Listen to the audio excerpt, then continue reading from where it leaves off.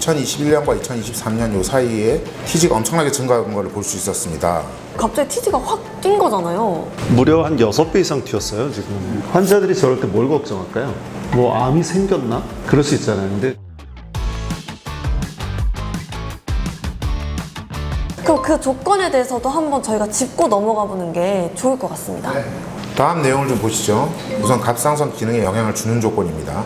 여러 가지 작용 규정이 있는데요. 우선 호르몬 대사를 증진시키는 조건입니다. 이 말은 호르몬을 조금 더 빨리 분해시켜서 기능을 낮아지게 만든다는 뜻입니다. 결핵약의 일종인 리팜핀이라는 약이 있고 신경계통 관절 치료제로 쓰이는 카바마제핀, 페니토인, 페노바비탈 등이 있습니다. 그 다음 갑상선 호르몬 흡수를 방해하는 약인데요. 즉 신지로이드를 먹었을 때 흡수가 방해되는 약. 이 약은 갑상선 호르몬을 먹는 사람들, 호르몬 치료를 하는 사람들한테는 중요한 약들이겠죠. 이런 약들을 복용해야 할 때는 꼭 주치의랑 상의하고 그 약을 먹는 동안에는 갑상선 호르몬 약을 좀 높여서 복용한다든지 그런 방법을 좀 써야 되는데요. 그 대표적인 게 고지혈증 치료제예요. 로바스타틴 계통, 콜레스티라민 이런 게 또 있고 위벽 보호제라는 스크랄페이트, 수산 알루미늄. 이 약은 우리가 겔로 많이 짜서 먹는 제제인데요.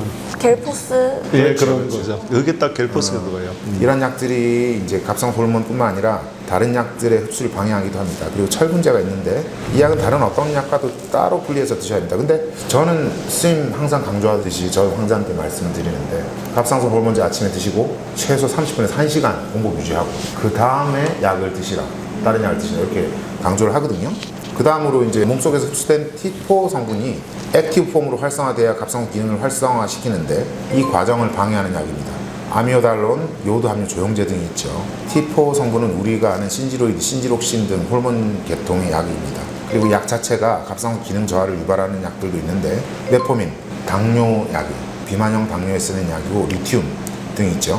그리고 항갑상선 약들은 말 그대로 갑상선 기능을 저하시키게 됩니다. 이거는 뭐 메티마졸이라든지 PTU 같은 거, 그리고 고혈압이나 부정맥에 쓰이는 베타 차단제, 스테로이드, 아스피린 등 소염제 계통도 그렇습니다.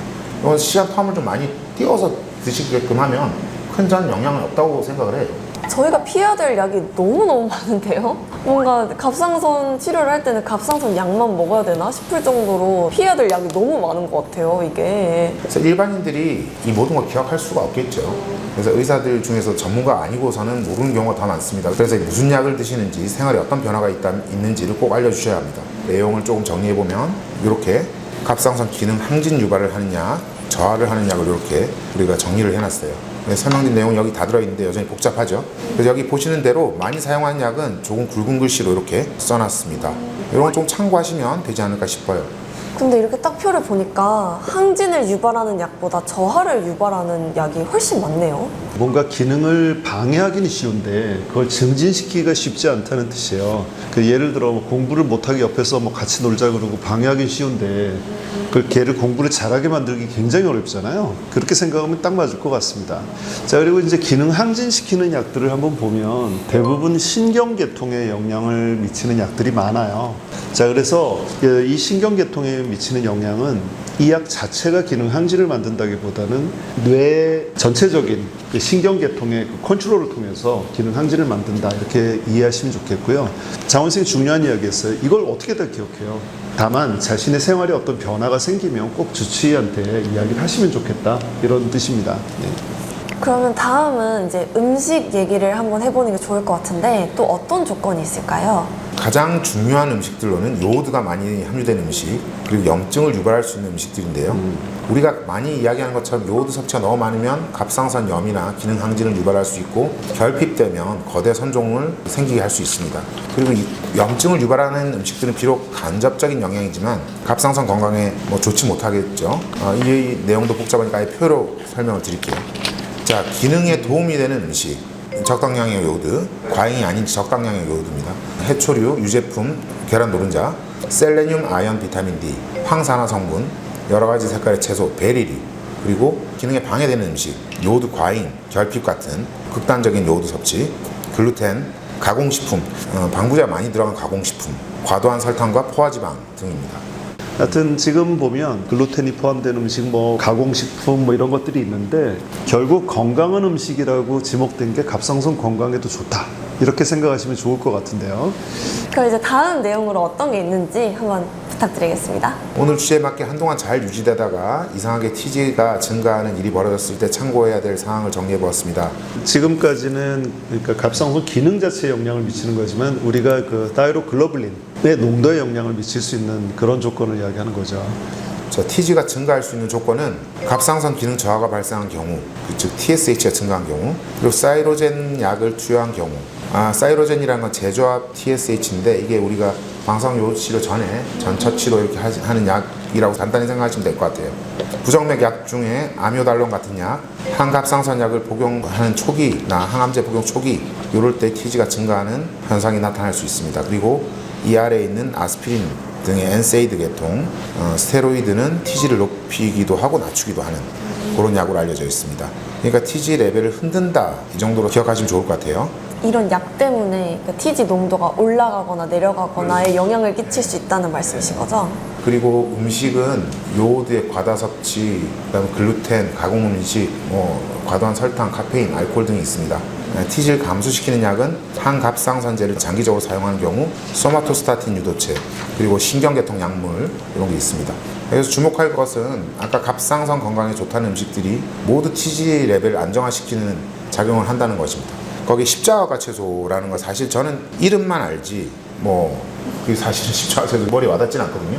브로콜리, 양배추, 시금치. 배추, 무 이 계통을 십자화 그러니까 꽃이 십자로 생겼다. 그래서 십자화. 꽃이 십자처럼 생겼다. 너무 기초 지식이 부족한데.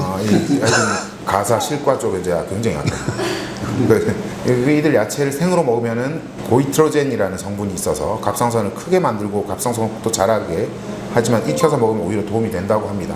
그리고 오메가3, 커큐민, 셀레늄, 아연, 비타민 D 등이 도움이 됩니다. 이들 성분만 기억하시면 좋을 것 같습니다. 오늘 증례는 이제 증례로만 딱 끝나는 게 아니라 이제 갑상선 기능에 영향을 주는 약이나 음식에 대해서도 알아봤고 저희가 갑상선 건강을 위해서 어떤 걸 먹으면 좋을지 하는 이제 야채들 이런 것도 나와서 굉장히 도움이 되는 내용이었던 것 같아요. 이 내용을 그 주치의한테 전달을 좀 해서 한번 이 조사, 음식에 대한 조사를 한번 해보라고 하는 것도 좋을 것 같다는 생각이 들었어요. 저도 이제 환자를 보다 보면 갑상선 마사지라는 거 혹시 말씀하세요?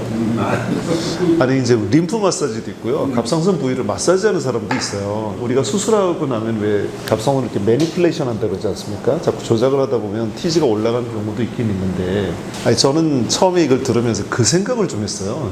이 환자가 계속 갑상선 무슨 마사지를 하나 근데 마사지를 무슨 몇 년을 하나 이런 생각을 했었어요. 그래서 그런 것들도 영향을 받을 수 있지 않을까 하는 생각을 조금 해봤습니다. 지금 혹시 그 갑상선 마사지 한다는 이야기 못 들어보셨어요? 그런 환자 있는데 마사지 하는 거 어때요? 그러냐? 왜 합니까? 이렇게 물으면 무슨 계통의사 뭔지 모르지만 마사지를 해보라는 사람이 있대요. 그러니까 도움이 안 돼요.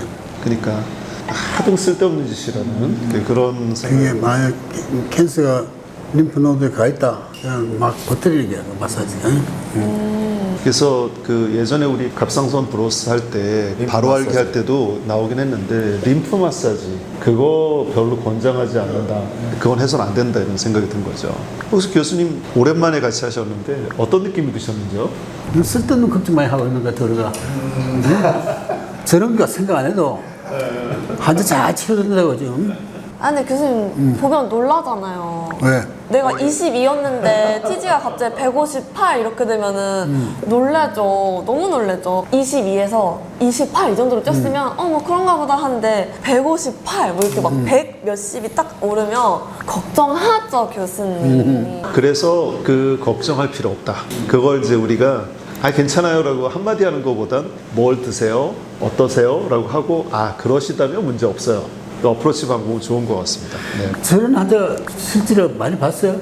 저는 만만치 않게 걱정이 많으신 분들이 많아서 그거 외에도 정말 짜잘한 걱정이 너무 많은 분들이 너무 많아요. 그래서 괜찮다는 말 한마디보다는 이런 걸 한번 해주는 것도 좋겠다는 생각이 좀 들었습니다. 아무래도 환자 입장에서는 걱정이 상당히 많으시죠. 당연히 걱정을 한 게 맞는데 반절제하고 남아있는 갑상선에서의 TG 수치의 변동은 아주 유동적인 거 아닙니까? 이 반절제 하면 TG가 올라갈 수 있어요. 그렇죠. 예. 그래서 크게 저는 사실 이걸 보고 걱정은 안 했던 것 같습니다. 그렇지. 뭐 그거 걱정할 필요 없죠. 다른 다이티스가 생긴다든지 그러면 좀 올라가요. 근데 일반인 눈에서는 이건 당연히 걱정스러운. 그러니까 저희는 모르죠. 반절제 난 수술을 했고 유동적이라는 사실을 모르니까. 그리고 남들은 그냥 유지된 사람도 많은데 그렇지. 왜 나만 이렇게 됐지? 라고 하면은 너무 놀랄 것 같고, 근데 사실 이게 음식이랑 약을 체크하는 것도 사실 어려운 게, 뭐 여자들은 생리통 있을 때 이렇게 뭐라 타이레놀 같은 것도 먹고 아스피린 계통을 먹잖아요. 그럴 수도 있고, 아니면 오늘 머리가 너무 아픈데 하고 먹었는데 그거 하나하나를 저희가 막 기억하고 있진 않잖아요. 가공 음식, 과도한 설탕, 카페인, 알코올, 글루텐 진짜 그냥 다 들어있는 거거든요. 뭐 지나가면서 내가 빵을 하나 먹었을 수도 있고 커피 하나 먹었을 수도 있고, 근데 그거 하나하나가 사실 큰 영향을 끼치는 건 아니잖아요. 이게 엄청나게 많이 먹었을 때 일인 건데 얼만큼이 많은 건지 어디까지가 용인되는 수치인 건지도 사실 되게 어려운 부분이라.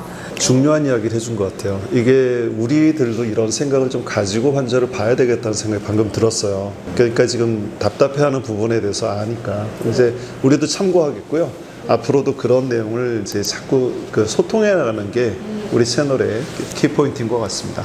네. 자, 환자의 눈높이에 맞춘 소통 아주 좋습니다. 앞으로도 그렇게 진행해 보도록 하겠습니다. 저희 이제 갑상선 브로스는 항상 여러분들의 시선에서 제가 있으니까요. 의사분들과 함께 좀 꾸짖으면서 타이르고 많이 배워가는 그런 방송이 되도록 항상 노력하겠고요. 오늘 뒷례도 여기서 마무리해보도록 하고, 그럼 저희는 다음 시간에 다시 돌아오도록 하겠습니다. 여러분 감사합니다. 감사합니다. 감사합니다.